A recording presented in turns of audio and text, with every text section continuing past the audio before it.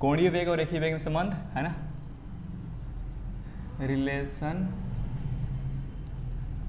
Between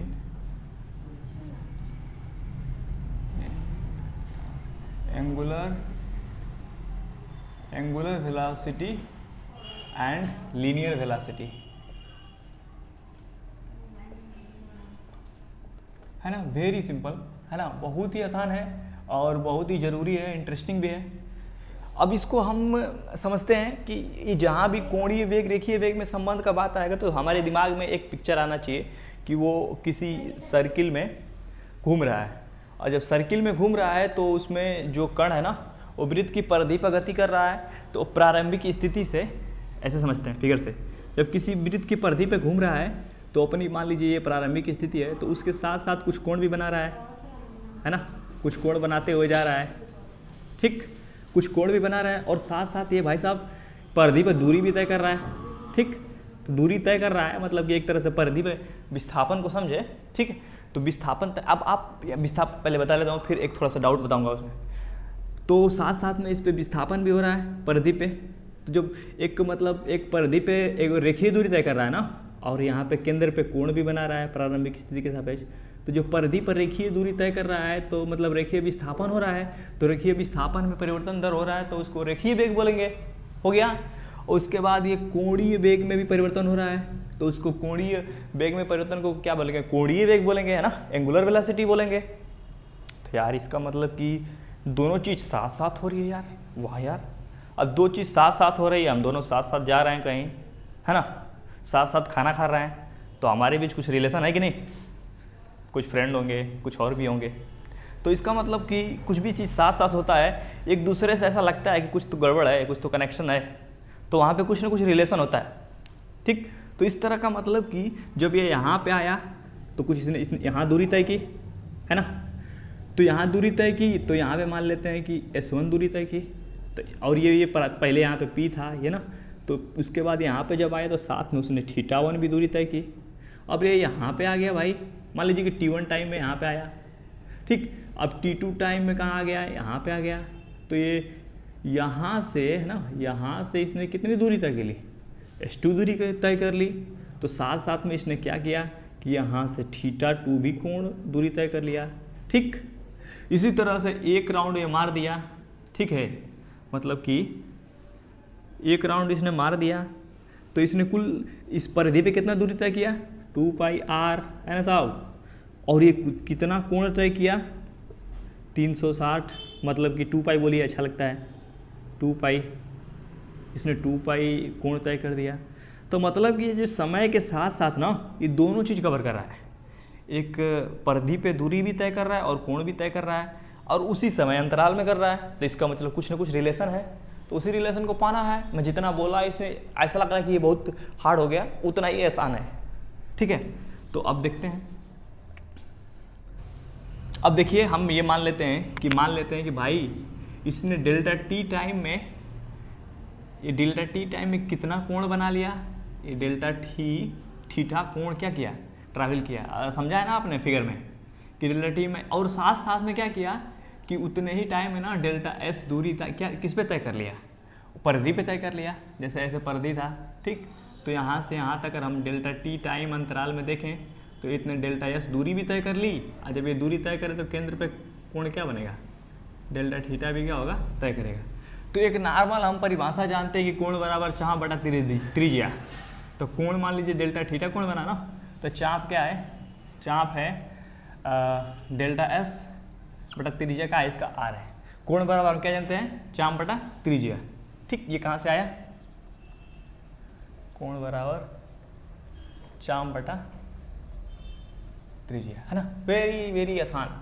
अब इसमें क्या करेंगे कि बस हम सब कुछ जान चुके हैं, हमें कोई दिक्कत नहीं है, रट्टा वट्टा मारने की जरूरत नहीं है, हमें सब पता है, दिमाग में सब है, ठीक है। जब जरूरत पड़ेगी तो आराम से निकलता जाएगा, अब अपने आप पे विश्वास रखिए।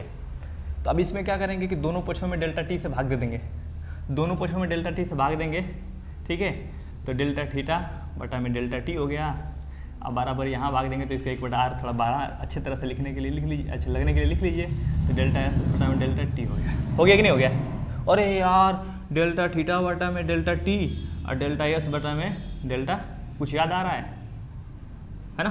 कोण परिवर्तन की दर को क्या बोलते हैं? कोणीय वेग बोलते हैं। विस्थापन परिवर्तन की दर को क्या बोलते हैं? रेखीय वेग बोलते हैं ना?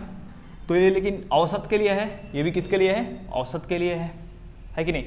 थोड़ा सा दिमाग लगाइए, औसत के लिए है।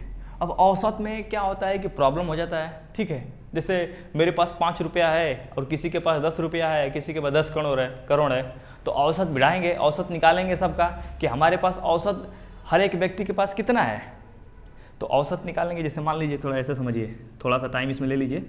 इसके पास 5 रुपया है, ठीक, और इसके पास 10 रुपया है, और इसके पास कितना है? इसके पास कितना है? इसके पास 100 रुपया है। आज जब तीनों का औसत निकालेंगे तो क्या होगा? औसत में इसके पास कम आ जाएगा, तीनों को जोड़ के भाग देंगे 3 से, तो इसके पास क्या आ जाएगा? इसके पास कम आ जाएगा, इसके पास ज़्यादा, बहुत ज़्यादा आ जाएगा, मतलब औसत में ये प्रतीत होगा, इसके पास भी ज़्यादा प्रतीत होगा इसके नॉर्मल पैसे से। तो इसमें हम एक्चुअल में हम ना पता कर पा रहे हैं कि कौन कितना अमीर है, किसके पास कितना पैसा है। उसी तरह से औसत वेग में, औसत रेखीय वेग या कोणीय वेग में हमें एग्जैक्ट पता नहीं होता है, ठीक है? तो एग्जैक्ट पता होने के लिए कम समय अंतराल की इसमें हम कल्पना करते हैं, ठीक है? तो हम यहाँ पे लिख देंगे कि सूक्ष्म समय अंतराल के लिए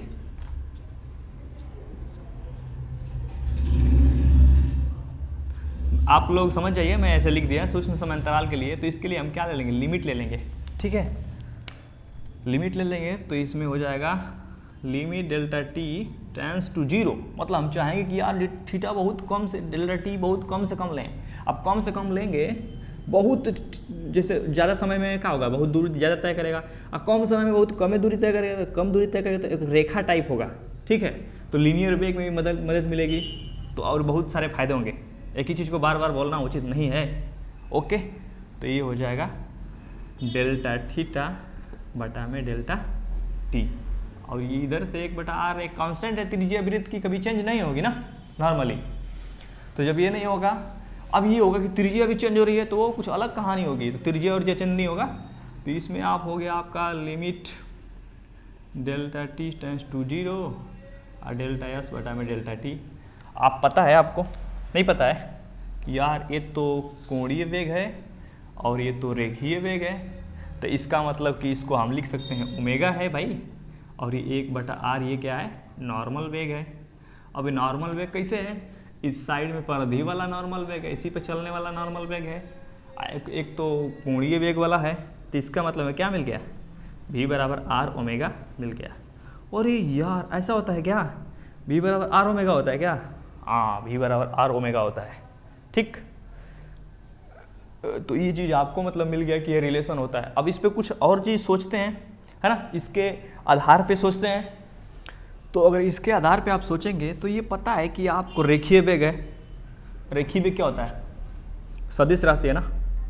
ये कोणीय वेग है, ये भी सदिश राशि है, और त्रिज्या है, तो वृत्त में एक त्रिज्या जो होता है रेडियल वेक्टर, ये भी सदिश राशि है। तीनों सदिश राशि है, तो जो पहला वाला सदिश राशि आ रहा है इन दोनों के गुणन से प्राप्त हो रहा है ना। तो जो आपको पता है कि जब दो सदिश राशियों का जब गुणन एक सदिश राशि होता है तो उसमें हम क्रॉस प्रोडक्ट करते हैं, ठीक है? Cross product. तो इसका मतलब कि इसको अगर आप वेक्टर फॉर्म में लिखेंगे तो आप क्या लिखेंगे? Vector v equal to vector r cross vector omega, है ना? ये चीज़ आपको मिल जाएगा। इसके आधार पे हमने सोचा तो हमें ये भी मिल गया। इसके आधार पे और दिमाग लगाइए कि अगर मान लीजिए कोई पिंड है ना, ये कोई पिंड है और इसकी एक मान लीजिए एक्सिस है, इस एक्सिस है ना, ये इस एक्सिस के अबाउट ये घूम रहा है, ऐसे समझ गए? ये ऐसे घूम रहा है, तो इसमें बहुत सारे बिंदु होंगे, तो ये भी चक्कर मार रहे होंगे, ऐसे चक्कर मार रहे होंगे, ये भी चक्कर मार रहे होंगे ना। अभी इस पे मैं ऐसे ही ओवरऑल मतलब ऐसे बता देना चाहता हूँ। तो जब चक्कर मार रहे हैं कि इसके हर एक कण होंगे, तो इस रेखा में अगर मिला दें तो यहाँ भी एक कण होगा, एक यहाँ भी कण होगा, एक यहाँ भी कण होगा, एक यहाँ भी कण होगा, यहाँ भी कण होगा। तो जब ये वाला कण होगा ना r दूरी पे होगा, फिर इसके बाद ये भी कण इससे कुछ r1 दूरी पे होगा, r2 दूरी पे होगा, अलग अलग दूरी पे होंगे, ठीक। समझने की कोशिश कीजिए, नहीं भी समझ में आए तो कोई बात नहीं है, लेकिन ये चीज़ आगे काम आएगी। तो इसमें हर एक बिंदु पे जो अलग अलग कण है ना, तो जो ये इस एक्सिस से दूरी पे हैं, एक्सिस से कितना दूरी पे हैं, कुछ दूरी पे है ना, तो जब दूरी बढ़ती जाएगी तो इनका वेग भी क्या होगा, बढ़ता जाएगा। तो इससे इसका वेग क्या होगा, ज़्यादा होगा, और इससे दिख रहा है कि नहीं, हाँ, इससे इसका वेग क्या होगा, ज़्यादा होगा। मतलब जो कण केंद्र से, या यूं बोल रहे हैं कि उस एक्सिस से जितना ही दूरी पे होंगे, ठीक है, अगर वो एक समान कोणीय वेग से घूम रहा होगा, पिंड की तब बात कर रहे हैं हम, तो जितना ही दूरी पे होंगे केंद्र से, उसका वेग क्या होगा, ज़्यादा होगा, उसका वेग क्या होगा, ज़्यादा होगा। ठीक है, समझ में आया? तो इसके आधार पे हमने ये भी सोच लिया, और भी चीज़ें हम सोच सकते हैं कि यार इसकी दिशा किधर होगी, इसकी दिशा क्या होगी, है ना। अब ये कोणीय वेग की दिशा क्या होती है, हाँ, इसका हमने उसका बात ही नहीं किया कि कोणीय वेग का पिछले वीडियो में भी हमने डिस्कस नहीं किया था कि इसका वो क्या होता है। तो इसका मात्रक आपको क्या होता है पता है, रेडियन प्रति सेकंड है ना। तो ठीक है, रेडियन प्रति सेकंड उसका मात्रक हो जाता है। मैं क्या बोलना चाह रहा हूँ, मैं आपको बोलना ये चाह रहा हूँ कि जो इसकी दिशा होती है ना ओमेगा की, उसकी दिशा एक, अगर मान लीजिए कि कोई भी किसी एक्सिस के अबाउट घूम रहा है, जैसे मान लीजिए कि हमारा है नोज है, ऐसे है ना, इसके एक्सिस के अबाउट कोई घूम रहा है, एक्सिस के अबाउट घूम रहा है, तो अगर वो एंटी क्लॉकवाइज डायरेक्शन में घूम रहा है तो उसको हम पॉजिटिव लेंगे। एंटी क्लॉकवाइज मतलब वामावर्त में घूम रहा है तो उसको पॉजिटिव लेंगे, कोणीय वेग की बात कर रहा हूँ मैं। अगर वो क्लॉकवाइज घूम रहा है तो उसके वैल्यू को क्या लेंगे, निगेटिव लेंगे। ठीक है, अब उसकी जैसे डायरेक्शन है, मान लीजिए कि ऐसे, ये हमारा ब्लैक बोर्ड है, ठीक है, घड़ी तो ऐसे चलेगी कि नहीं चलेगी। अब घड़ी के ऐसे एंटी क्लॉकवाइज होगा, तो जो एंटी क्लॉकवाइज होगा तो अपने अंगुली को ऐसे करेंगे जिधर में गति करेगा, परिधि पे अगर ऐसे परिधि पे कोई कर रहा है तो ऐसे करेंगे। अब अंगूठा ऊपर की तरफ है, तो इसका मतलब कि कोणीय वेग की डायरेक्शन किधर है, इस ब्लैक बोर्ड के तल के लंबवत है, बाहर की ओर है, लंबवत। ठीक है, और अगर ऐसे घूम रहा है तो फिर ऐसे करेंगे, तो अंगूठा हमारा अंदर जा रहा है ना, तो अंगूठा हमारा ब्लैक बोर्ड के अंदर जा रहा है, तो इसका मतलब उसकी दिशा किधर है, तल के लंबवत अंदर की तरफ है। तो ठीक है, अब धीरे धीरे हम चीज़ को समझेंगे। तो ये इसको ख़त्म यही करते हैं, और अगला आप सेंट्रीपिटल एक्सेलरेशन, अभिकेंद्र बल पढ़ेंगे। Thank you.